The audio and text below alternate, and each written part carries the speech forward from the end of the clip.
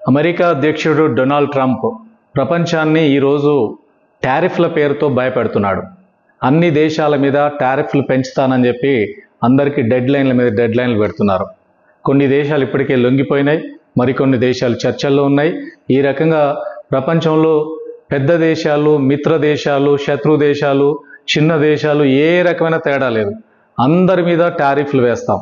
మా దగ్గరకు వచ్చే దిగుమతుల మీద మేము టారిఫ్లు పెంచుతాం, మేము చేసే ఎగుమతుల మీద మీ టారిఫ్లు తగ్గించుకోండి. ఈ రకమైనటువంటి పద్ధతిలో ట్రంప్ ఈరోజు ప్రపంచాన్ని మొత్తానికి హడలెత్తిస్తున్నాడు. ఇప్పటికే ప్రపంచ ఆర్థిక వ్యవస్థలో అనేక సమస్యలు ఉన్నాయి. ఇటువంటి పరిస్థితులలో మరింతగా ప్రపంచ ఆర్థిక వ్యవస్థ గందరగోళమయ్యే పరిస్థితి ఈరోజు కనిపిస్తుంది. అయితే ఇవన్నీ ఏం జరిగినా కానీ అమెరికా కోరుకుంటుంది make America great again, Megha అనే స్లోగన్ ఇస్తున్నాడు.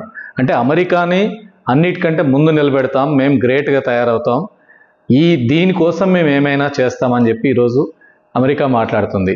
గతంలో గ్లోబలైజేషన్, లిబరలైజేషన్ పాలసీస్ వచ్చినప్పుడు ఏ దేశానికి ఆ దేశం ప్రొటెక్షన్ చేసుకోకూడదు, ఎకానమీ అంతా స్వేచ్ఛాయుత ఎకానమీ ఉండాలి, ఆ రకంగా ఎవరికి వాళ్ళు రక్షణ చర్యలు చేపట్టడం ద్వారా వరల్డ్ ఎకానమీ అంతా దెబ్బతింటుంది, దేశాల మధ్యలో అసమానతలు వస్తున్నాయి, కాబట్టి లిబరలైజేషన్లో ఆ రకం స్వేచ్ఛాయుత వాణిజ్యం ఉండాలన్నారు.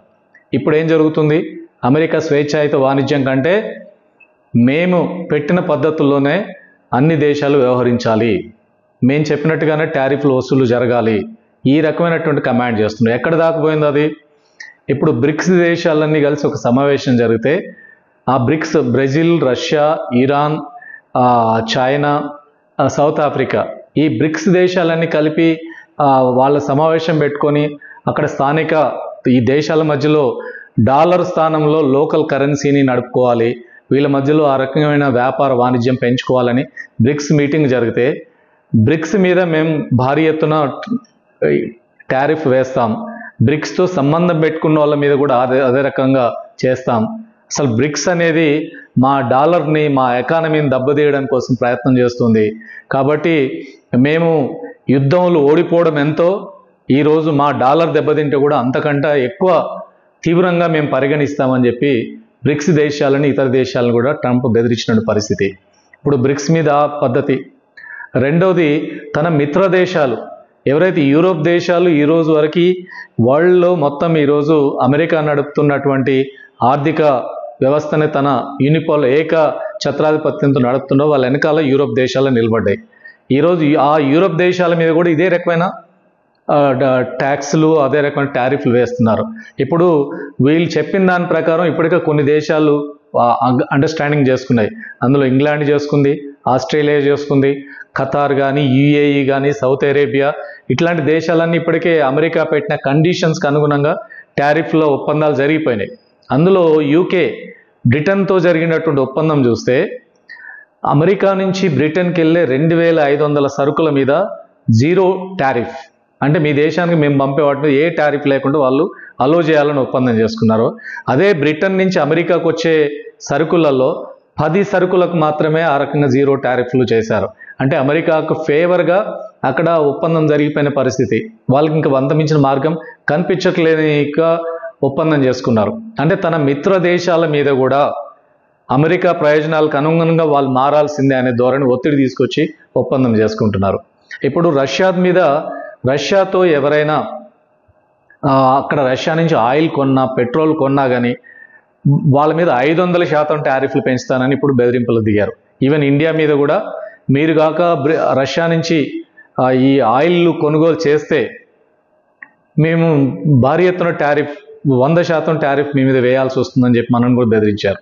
మొట్టమొదటిసారి ఇండియన్ గవర్నమెంట్, మన విదేశాంగ మంత్రి చాలా గట్టిగా మాట్లాడినటువంటి పరిస్థితి. మన కేంద్ర ప్రభుత్వం తరఫున మంత్రులు మాట్లాడుతూ చెప్పారు, మేము మా అవసరాల కోసం రష్యా నుంచి కొనుగోలు చేస్తాం, మీరు ఈ రకం కండిషన్స్ పెడితే మేము అంగీకరించేది లేదు, మా విధానం మాకు ఉంటుంది అని మొదటిసారిగా అమెరికాకు వ్యతిరేకంగా ఒక మాట మాట్లాడినటువంటి పరిస్థితి మనం చూస్తున్నాం. అందుకే రష్యా నుంచి కొనుగోలు చేస్తే, అంటే రష్యాకు ఉక్రెయిన్కి యుద్ధం నడుస్తుంది కాబట్టి యుద్ధం ఆగాలి అంటే మీరు రష్యాతో సంబంధాలు కొనసాగించవద్దు అనే పద్ధతిలో డొనాల్డ్ ట్రంప్ చెప్పాడు. నాటో అధిపతి, అంటే NATO, North Atlantic Treaty Organization, NATO అనే ఒక మిలిటరీ కూటమి అధిపతి కూడా ఇదే రకమైన స్టేట్మెంట్ ఇచ్చాడు. రష్యాతోటి మీరు ఏవైనా వ్యాపార వాణిజ్య సంబంధాలు చేస్తే మీ మీద టారిఫ్ 500% పెరుగుతుందని చెప్పారు. అసలు మిలిటరీ కూటమి అధిపతి ఈ రకంగా ఎలా మాట్లాడతారు? అంటే ఇది బెదిరించడం, అది వాణిజ్యపరంగా ఇటు మిలిటరీ పరంగా కూడా బెదిరించడం. సో మీరు రష్యాతోటి ఆ రకమైన సానుకూలమైన ఒప్పందాలు చేసుకోకూడదని చెప్తున్నారు.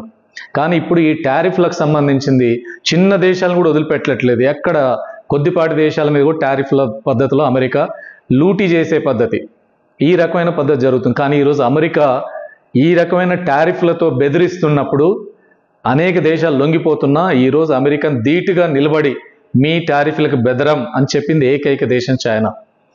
మీరు టారిఫ్లు వేసి డెడ్ లైన్లు పెట్టినా మేము అంగీకరించేది లేదు, మీరు టారిఫ్లు వేస్తే మేము వేస్తామన్నారు. వీళ్ళు పెంచితే చైనా కూడా పెంచింది.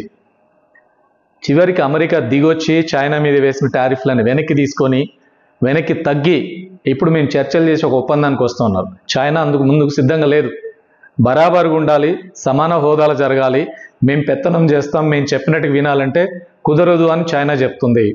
ఈ రకంగా చైనా గట్టిగా నిలబడడంతో ఈరోజు అమెరికా వెనక్కి తగ్గాల్సి వచ్చింది.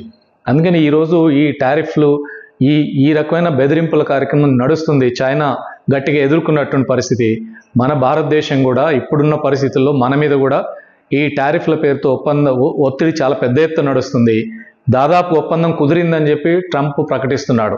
అలాంటిది ఏం జరగలేదు, మేము చర్చలు జరుపుతున్నామని మన కేంద్ర ప్రభుత్వ ప్రతినిధులు చెప్తున్నారు.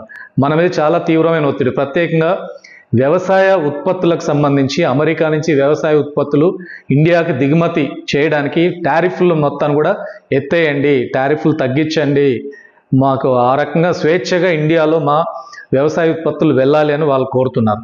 వ్యవసాయ ఉత్పత్తులు అమెరికా నుంచి మన దగ్గరికి వస్తే అక్కడున్న రైతులకి, అక్కడున్న కార్పొరేట్ కంపెనీలకు, వ్యవసాయ రంగంలో ఉత్పత్తులు చేసే కార్పొరేట్ కంపెనీలకు అమెరికా పెద్ద ఎత్తున సబ్సిడీలు ఇస్తుంది.